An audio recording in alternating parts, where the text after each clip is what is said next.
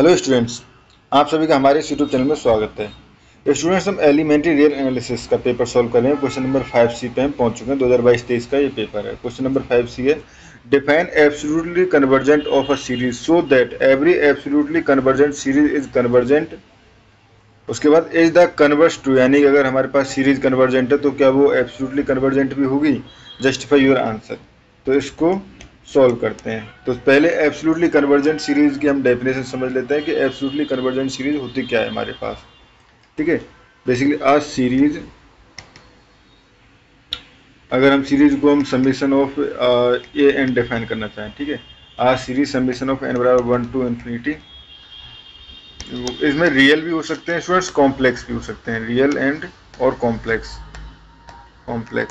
ठीक है, is absolutely convergent, is absolutely convergent if the series of absolute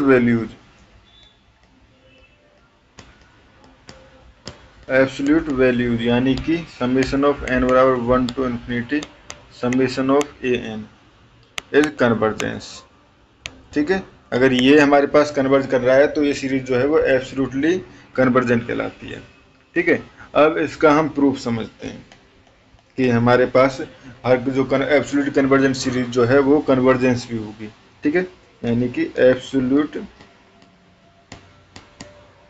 convergent implied convergent. ठीक है, तो इसको समझते हैं। तो let a n be a series,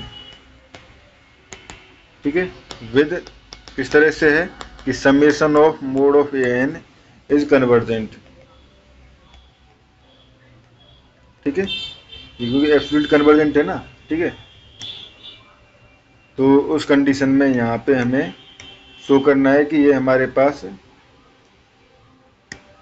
ठीक है, be show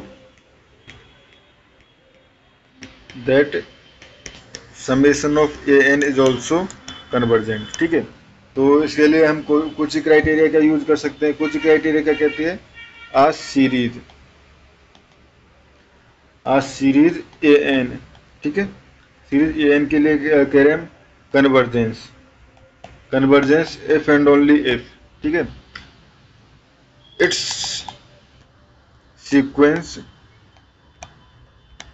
sequence of partial sums. ठीक है, यानी s n equal to summation of n बराबर 1 to एन ए एन। ठीक है,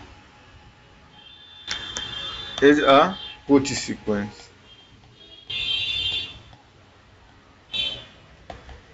इज अ कोची सीक्वेंस, इसका मतलब i.e. for every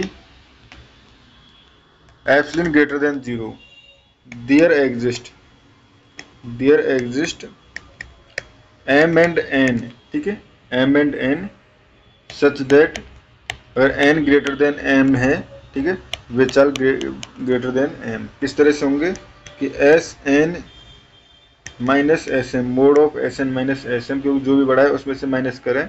ठीक है, वो टर्म जो है वो लेस देन एप्सिलॉन हो, वो टर्म लेस देन एप्सिलॉन हो। ठीक है, अगर इस केस में देखें हम यहाँ पे समीशन जो है हमारे पास ए एन अगर ये दे रखा है तो यहाँ पे हमारे पास ये हो जाएगा समीशन के बराबर एन प्लस 1 2, क्योंकि ये summation basically A one S series क्या थी, A one plus A two plus dot dot A K, इस तरह से तो थी। ठीक है, तो के बराबर एन प्लस 1 से, क्योंकि एन प्लस 1 से पहले वाली टर्म कट जाएंगी और ये एम तक हो जाएगा। ठीक है, A K is less than summation of A K is less then epsilon. ठीक है स्टूडेंट्स, यहाँ पे हो गया। नाउ बिकॉज, अब बेसिकली ये तो एब्सोल्यूट कन्वर्जेंट है ना, because summation of a n series जो है ये हमारे पास कन्वर्जेंट है। ठीक है, क्योंकि एब्सोल्यूट कन्वर्जेंट है तो ये सीरीज जो है वो कन्वर्जेंट है। इसका मतलब इट्स टेल सम। ठीक है, इसकी जो फाइनल टर्म का सम जो है कैन बी मेड आर्बिट्री। ठीक है, स्मॉल, कितना भी स्मॉल बनाया जा सकता है, लास्ट की टर्म्स का सम जो है, ठीक है, ये कितना भी स्मॉल बनाया जा सकता है। तो यहाँ से हम लिख सकते हैं फॉर द गिवन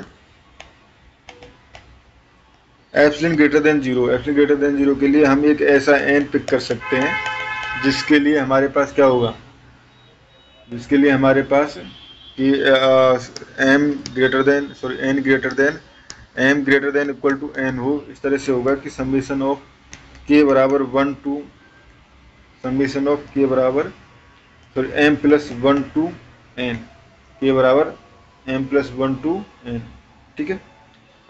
तो ये हो जाएगा हमारे पास mode of A K is less then epsilon, ठीक है। तो अब अगर मैं ट्रायंगुलर इनइक्वालिटी को अप्लाई कर देता हूँ, नाउ अप्लाई ट्रायंगुलर इनइक्वालिटी, तो वो इनइक्वालिटी क्या कहती है हमारे पास, देखो ये हमारे पास यहाँ पे ही आया था, ठीक है।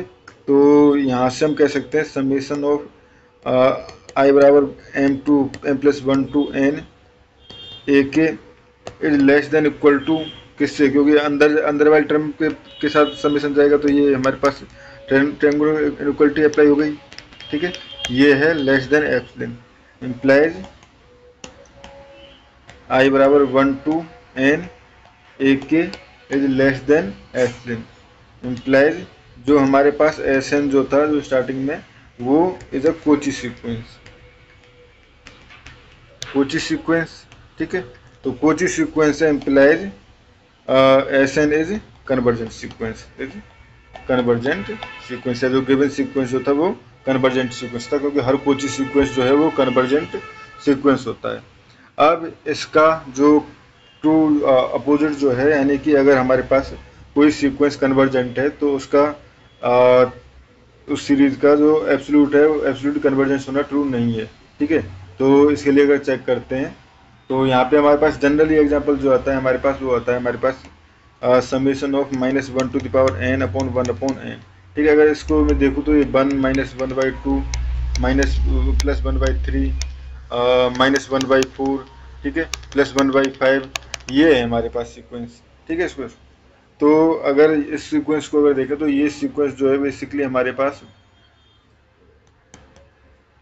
ये सीक्वेंस जो है हमारे पास अगर देखें तो limit n tends to infinity, limit n tends to infinity पे ये सीक्वेंस 1 पे टेंड्स करता है, तो ये कन्वर्जेंट हो जाता है, ठीक है। बट अगर हम बात करें एब्सोल्यूट क्योंकि हमें सिर्फ एग्जांपल देना है, एग्जांपल को प्रूव तो करना नहीं है, ठीक है। एब्सोल्यूट कन्वर्जेंट जो है वो 1 अपॉन n, यानी 1 + 1/2 + 1/3 प्लस डॉट डॉट ये जाएगा, ठीक है।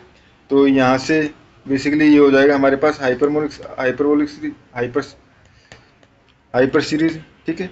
हाइपर सीरीज है तो इस कंडीशन में ये हमारे पास बेसिकली क्या हो जाएगा, ये हमारे पास हो जाएगा जहाँ पे p इक्वल टू क्या है 1, ठीक है। तो ये हमारे पास डाइवर्जेंट सीरीज, ठीक है स्टूडेंट्स। तो यानी जब हमारे पास ज़रूरी नहीं है कि हमारे पास सीरीज जो है वो कन्वर्जेंट है तो वो एब्सोल्युटली कन्वर्जेंट भी हो, बट एब्सोल्युटली कन्वर्जेंट सीरीज हमेशा कन्वर्जेंट सीरीज होगी, ठीक है स्टूडेंट्स। तो इस क्वेश्चन में इतना ही, थैंक यू।